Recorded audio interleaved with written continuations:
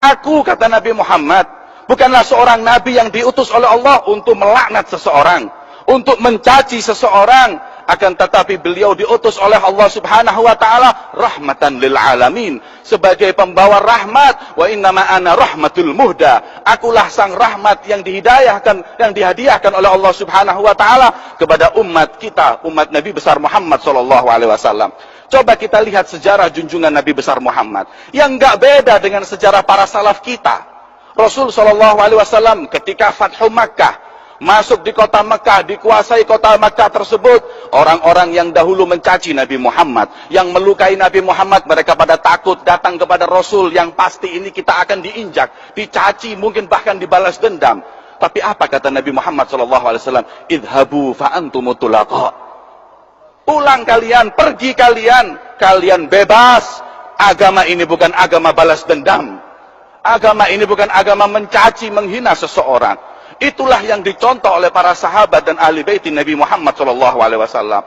Begitu pula yang diambil anak cucu Rasul SAW. Suatu saat, ketika ada beberapa fitnah yang terjadi di kota Madinah saat itu, hingga Sayyidina Ali bin Abi Thalib, beliau dicaci di dalam mimbar di hadapan beliau.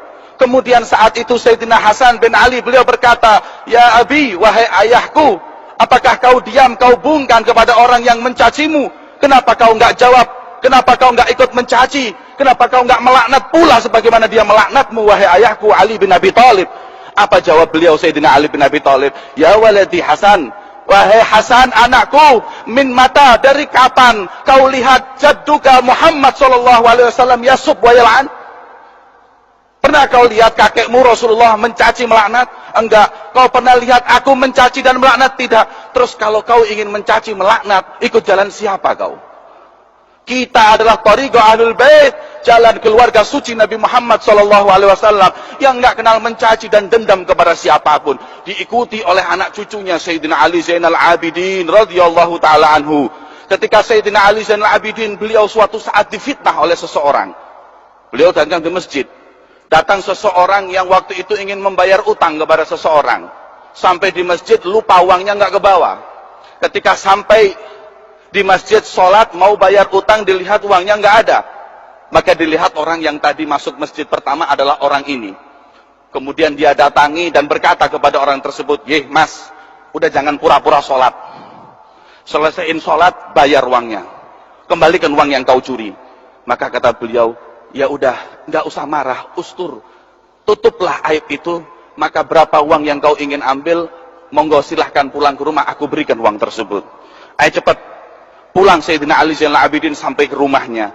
Sesampai di rumahnya, beliau ambil uang tersebut. Ini uangnya. Setelah diberikan uang tersebut oleh orang tersebut, hati-hati, lain kali jangan diulangi lagi curi uang orang.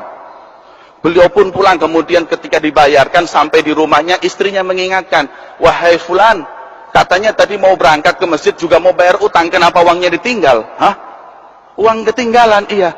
Subhanallah. Ini orang apa malaikat? Dicaci, diam. Difitnah, diam. Bahkan dia bagi atau dia kasih uang tersebut.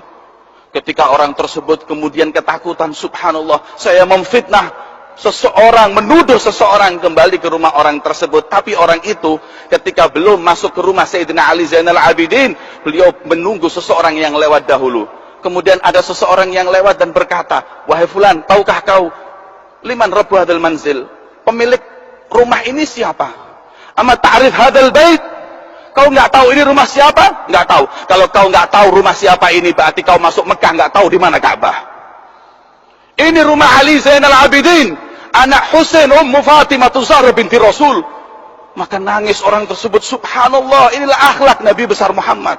Kemudian dia ketuk pintu meminta maaf sambil menangis, "Wahai cucu Rasulullah, maafkanlah aku." Maka beliau nggak mengatakan, "Lain kali jangan diulangi." Beliau mengatakan, "Samahtu, aku telah memaafkan kamu, wahai orang yang menuduhku semenjak awal kau menuduhku di masjid."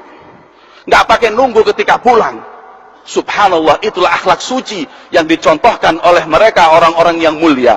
Hingga suatu saat Al-Habib Muhammad bin Abdullah Al-Haddar, peristiwa persis seperti itu ketika terjadi di Baydha. Beliau suatu saat di majlis, Sesampai di majelis ada orang datang mencaci maki beliau. Nggak tahu salahnya apa, beliau dicaci maki. Beliau diam, para muridnya marah mau mukul, diam, ini urusan aku dengan dia, kalian pada diam. Setelah selesai, beberapa hari kemudian beliau itu datang. 3 hari kemudian orang tadi yang terkena fitnah, yang marah-marah di masjid, datang ke rumah Habib Muhammad bin Abdullah Al-Haddad. Kemudian ketika sampai di rumah Habib Muhammad bin Abdullah Al-Haddad, sesampainya beliau di sana mengatakan, wahai Habib, aku minta maaf, aku kena fitnah, yang melakukan bukan kamu, dan aku telah menuduhmu, mencaci makimu depan orang. Kemudian beliau mengatakan, samihni ya Habib, maafkan aku. Beliau mengatakan, samahtuk min dzalikal yum, aku maafkan kau dari 3 hari yang lalu, dan sampai detik ini aku masih nyesel. Apa yang membuatku menyesal? Karena aku memaafkanmu bukan di masjid tapi di rumahku. Berapa langkah yang terlewatkan atasku, berapa menit aku telat memaafkanmu. Dan aku jauh dari akhlak Ali Zainal Abidin, kakekku. Kalau Ali Zainal Abidin, kakekku, di waktu dia dicaci, di situ dia memaafkan. Kalau aku masih telat berapa menit dan aku pulang ke rumahku, baru aku maafkan kau. Itulah akhlak mulia para sahabat, akhlak mulia para ahlu baiti Nabi Muhammad SAW.